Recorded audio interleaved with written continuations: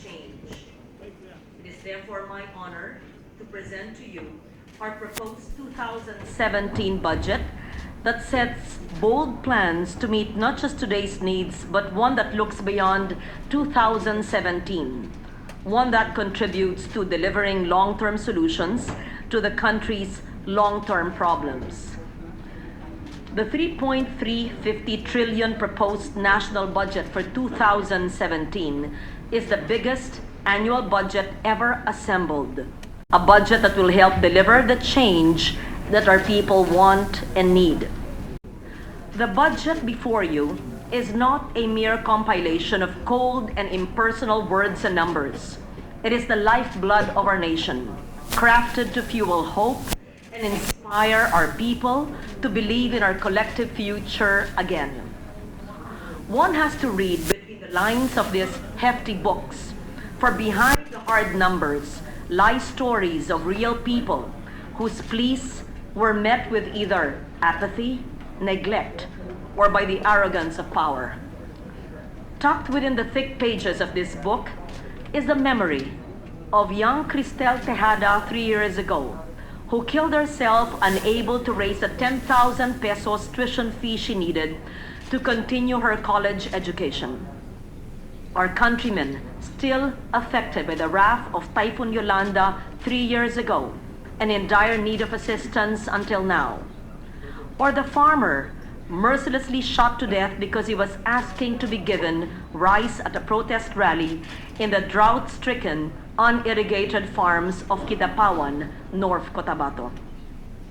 They are the faces of the more than 22 million Filipinos who are poor, half of them living in extreme poverty and lacking the means to feed themselves. Mr. President, it can no longer be budget as usual. We need to have a budget that works, one that places money where they will make a real difference in improving the lives of our people. We need to have an inclusive budget, one that will consider the needs of every Filipino without prejudice to age, gender, sexual orientation, and gender identity, ethnicity, faith, and religion, and physical limitations. We need to be ambitious for our people. But how can we put life into this ambition if the resources to deliver programs are not spent? I am outraged by the fact that while our people are pleading for as little as a few hundreds of pesos to buy food, or a few thousands to continue education, billions of funds intended for programs have remained untouched. As of June 30, 2016, our government is saddled with total unobligated allotments amounting to 156.98 billion pesos.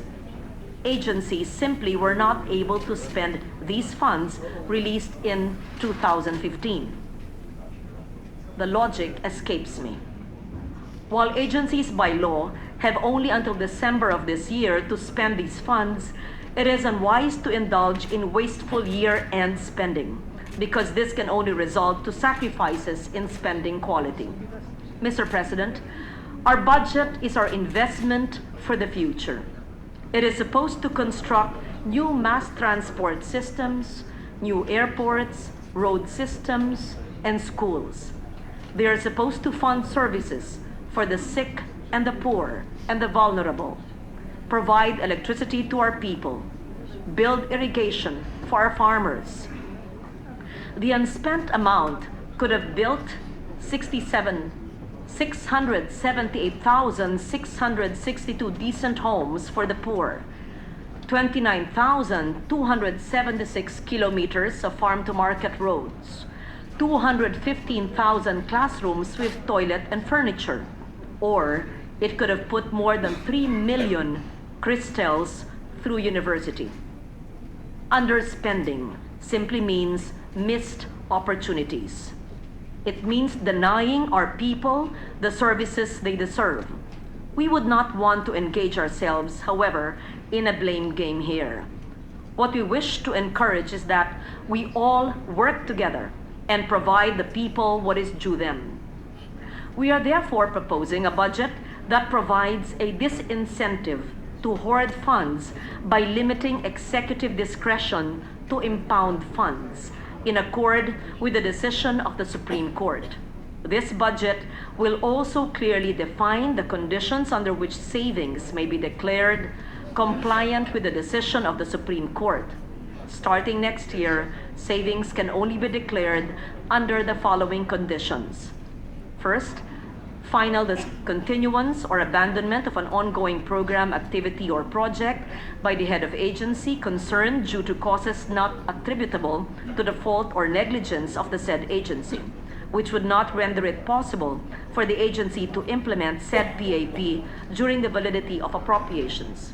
Second, non-commencement of the PAP for which the appropriations is released. Non-commencement shall mean the inability of the agency or its duly authorized procurement agent to obligate the released allotment and to implement the PAP due to natural or man-made calamities or other causes not attributable to the fault or negligence of the agency. Third, decreased cost resulting from improved efficiency during the implementation or until the completion of the PAPs. Fourth, the difference between the approved budget for the contract and the contract price, including any variation required for its project. Programmed appropriations which have not been released or allotments not yet obligated shall not be considered savings. Mr. President, the national budget is anchored on a sound reading of the domestic and international economic outlook. We are forecasting real gross domestic product or GDP to grow at 6.5 to 7.5% over the coming year, with inflation rate settling at the level of 2 to 4%. The 364-day Treasury bill rate is projected to hover between 2.5 to 4%, while the peso-dollar exchange rate is seen to eventually settle to between 45 to 48 pesos to the dollar. Our gross international reserves are projected at 86.3 billion US dollars, equivalent to 8.9 months of our country's imports of goods, services, and income. These assumptions are based on government's forecast of strong domestic demand and investment, which will continue to boost our economic growth. Some uninitiated fear that the exchange rate assumption may no longer be relevant since the peso-dollar rate is now approaching 49 to the dollar. Such fear is unfounded. On the contrary, a peso depreciation favors the government's fiscal position. Specifically, for every peso depreciation, expected revenues increase by 9.2 billion due to imports and custom duties, while this will also translate to an increase in government's disbursements by 2 billion to pay for foreign denominated debts. The net effect then is still a positive 7.2 billion pesos. Mr. President, our budget seeks to deliver results. This will require an expanded spending program in 2017 that will result in a slight increase in our deficit from 2.7% of GDP this year to 3% in 2017. This, according to our budget experts, is still manageable and necessary to sustain the country's growth momentum. By the end of the year, the government's debt is expected to decline to 42.7% of GDP from 44.7% in 2015 and 52.4% in 2010. Our economic projections suggest that this trajectory will continue to contract to 35% in 2022. A proactive debt management will be exercised to strike a balance between easing the debt burden on expenditures and a more strategic borrowing, guided by the objective of improving and expanding the delivery of services and benefits that will be felt by all Filipinos. Mr. President, the highest poverty incidence in the country is in Mindanao, and this budget takes the conscious effort to address that. Mindanao has the highest budget growth among the island groupings, with its per capita allocation for 2017 outpacing that of Luzon and the Visayas. As a people's budget for real change, 1.345 trillion or 40% of the entire budget is being proposed to deliver social services that will address the most basic needs of our people. 151.5 billion pesos is being proposed to fund health services, including the hiring of doctors, midwives, nurses, to service the needs of our poorest communities in the country, to build more hospitals, to procure medicines. Rehabilitation centers for drug dependents will be built as part of the government efforts to find a lasting solution to our war on illegal drugs. This government is delivering initiatives to improve education. Funding is set at the level of 699.95 billion pesos to finance the construction of classrooms, hire teachers, and procure instructional materials. 78.7 billion pesos is set to support a comprehensive social investment package in the form of the Conditional Cash Transfer Program, targeting 4.4 million eligible beneficiaries by next year. Inclusive growth means sharing growth with everyone. Thus, the 2017 budget provides social pension to all indigent senior citizens aged 60 and above. Mr. President, we have a proud history of hardworking people. We should make it easier for them to contribute to our nation's growth story. As such, a leap in infrastructure spending is one of the priorities of the 2017 budget, given its indispensable role in poverty reduction, in raising productivity, in spreading the benefits of economic growth. By providing 860.7 billion pesos for infrastructure development, equivalent to 5.4% of GDP, we are taking a huge step towards ending our people's daily commute of 3 to 5 hours to and from their places of work and schools. We are hopefully strengthening the foundations of education and health, facilitating commerce, promoting mobility, revitalizing industries, strengthening services.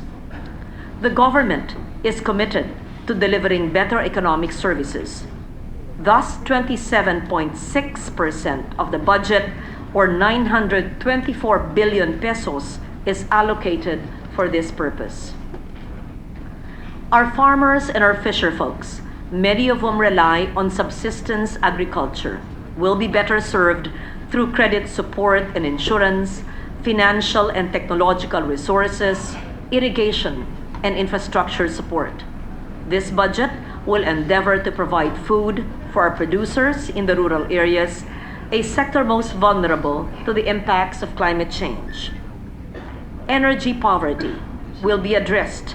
For this, 1.82 billion will be allotted for the sitio electrification program of the National Electrification Administration, or NEA, covering 2,410 sitios in remote areas. 820 million pesos will be allotted to the Department of Energy for the nationwide intensification of household electrification, and 190 million pesos for the household electrification program in off-grid areas. Regional economic development will be supported through initiatives that will unlock the potential of our MSMEs, boost agriculture, strengthen our competitiveness, promote tourism, as well as to build resilience in our communities. A fundamental responsibility of government is to protect its people, to enable our government to succeed in its war on drugs and criminality. We need to provide it with the wherewithal to bring this campaign to its rightful conclusion. As such, we are proposing 206.6 billion budget for public order and safety, up 19% from 173.2 billion this year. This includes the 500 million pesos for the DILG's Masa Masid or Mamamayang Ayaw sa Anomalya, Mamamayang Ayaw sa Illegal na Droga, a community-based program to engage volunteers in the fight against criminality, corruption, and illegal drugs. As part of our campaign to build a minimum credible defense capability, 147.8 billion pesos will be allocated for this purpose, increasing the allocation by 13% from the 2016 budget. Mr. President, after 2 months of marathon hearings and technical working groups, your Committee on Finance hereby puts forward a proposed budget of 2,497,086,952,000 pesos, broken down as follows, with program appropriations of 2,431,986,952,000 pesos and unprogrammed appropriations of 65,100 million. This budget seeks to provide more to those in greater need. Towards this end, we submit the following amendments. First, this budget will make it possible for the invisible, informal sector to now have access to the government's universal health care program. According to the Department of Health, some 8% of Filipinos are still not covered by PhilHealth. Hence, we have provided a 3 billion peso increase in the PhilHealth budget so that all Filipinos will now be covered by the program, while indigent patients will not have to pay for anything in state-owned hospitals under the no balance billing policy. Your committee, Mr. President, tried to go even one step further by also providing preventive healthcare services for all government employees in the executive, legislative, and judicial branches. Unfortunately, PhilHealth is not ready at this time to take on this task. We will persist in this proposal for inclusion in the 2018 National Expenditure Program. Second, we have included a 2 billion peso irrigation fee subsidy in the budget of the National Irrigation Administration so that irrigation service fees will no longer be collected by NIA from farmers' associations. Our farmers who feed the nation are among the poorest of the poor, who urgently need government support and intervention. An accompanying special provision for this purpose specifies that this 2 billion peso allocation shall be used to cover the operating requirements of NIA and the maintenance of existing irrigation facilities which were previously funded out of the collections from the irrigation service fees. Third, all progressive nations have put science, technology, innovation as a centerpiece of their development policy. In our case, around 41% were enrolled in science, technology, education, agri-fisheries, and mathematics, or STEAM, in school year 2014 to 2015. To further encourage enrollment in STEAM programs, we are supporting the grant of scholarships to students enrolled in priority courses in all state universities and colleges. CHED's special provision, prioritizing the provision of state funds to scholars taking up STEAM courses in other key growth areas such as electronics, business process outsourcing, tourism, general infrastructure, and other priority manufacturing industries, will be vital in our effort to build a knowledge-based and innovation economy. Fourth, the justice sector is faced with an ever-increasing prison population. And with this reality comes the continued deterioration of conditions in our prisons, including the inability to provide decent meals to our prisoners, we need to support a humane correctional system that will promote the reformation of offenders.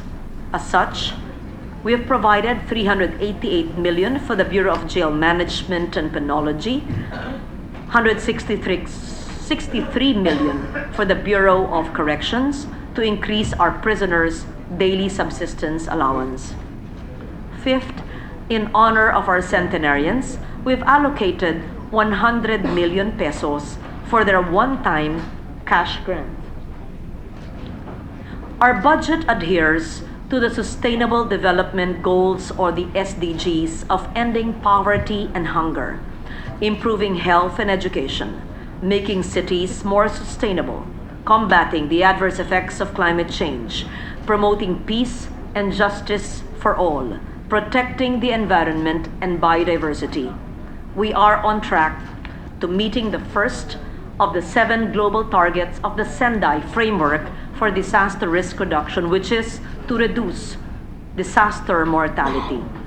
This budget will make sure we remain on course.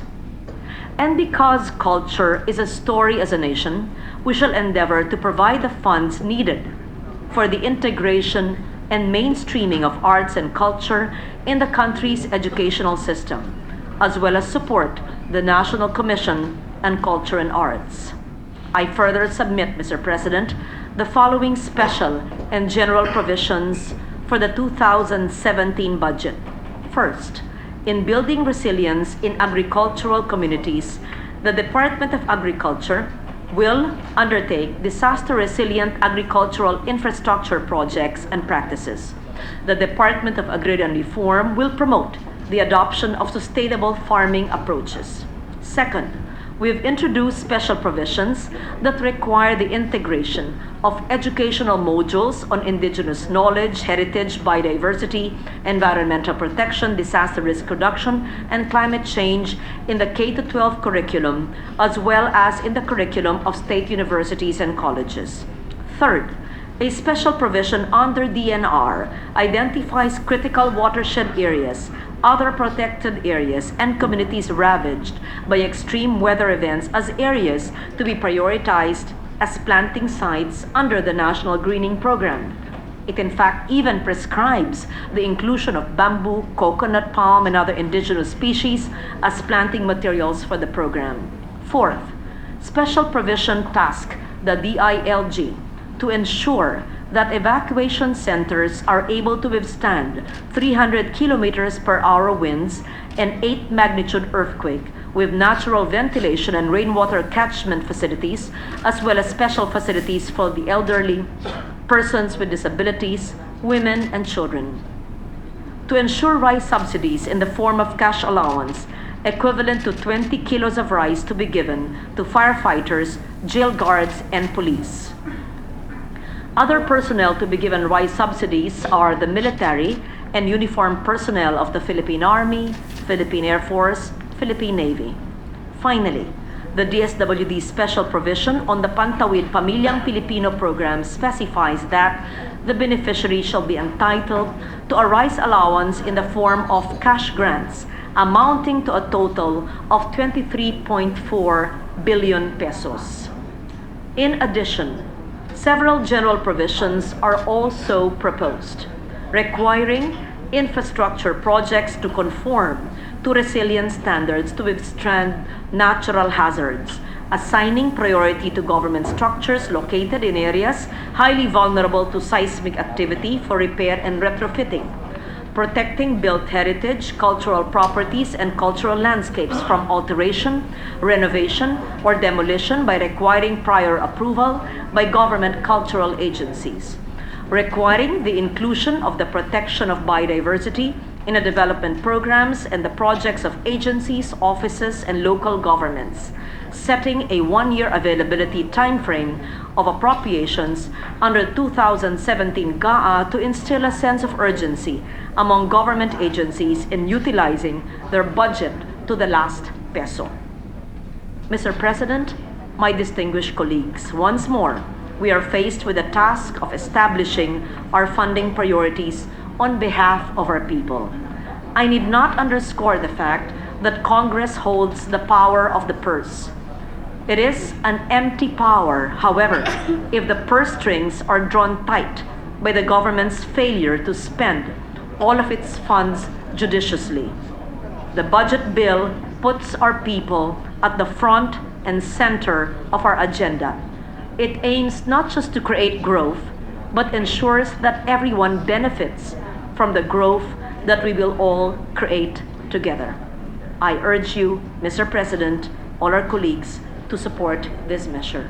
Thank you.